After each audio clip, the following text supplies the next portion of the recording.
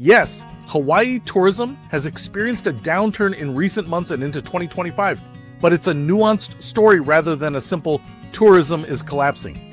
Overall, visitor numbers and arrivals have declined compared with previous years, especially when you compare 2025 to 2024 and earlier pre-pandemic trends.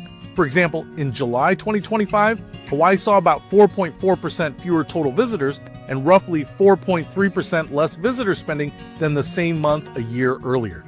That drop included declines from key international markets like Canada and Japan. Statewide preliminary statistics for late 2025 also showed declines in out-of-state air arrivals in November and December 2025 compared with late 2024, though overall spending per day by those who did visit was higher. Some analyses note that total visitor spending grew slightly year-to-date, even with fewer people arriving, because those who do visit are spending more on average during their stay.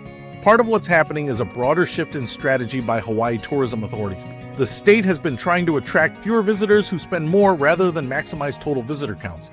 In mid-2025, that strategy showed some strain.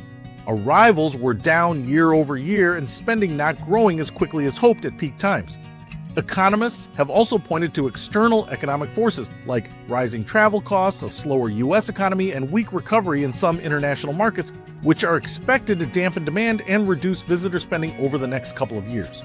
One forecast projected a modest decline in arrivals and a reduction in tourism-related revenue by 2026, compared with earlier expectations. There have also been discussions about how rising local costs and additional visitor fees may be affecting the experience and decision-making of repeat travelers, with some longtime visitors saying they are reconsidering trips due to cumulative costs. That doesn't mean people have stopped traveling to Hawaii entirely, but it does suggest tourism patterns are shifting.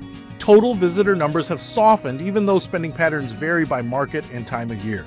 In simple terms, tourism in Hawaii is down relative to recent years in terms of visitor arrivals, especially when compared with the strong rebound seen after the pandemic.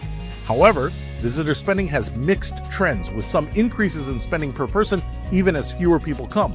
Local officials and economists acknowledge the slowdown and are monitoring it because tourism is a major part of Hawaii's economy, and changes in arrivals can ripple through jobs and business activity.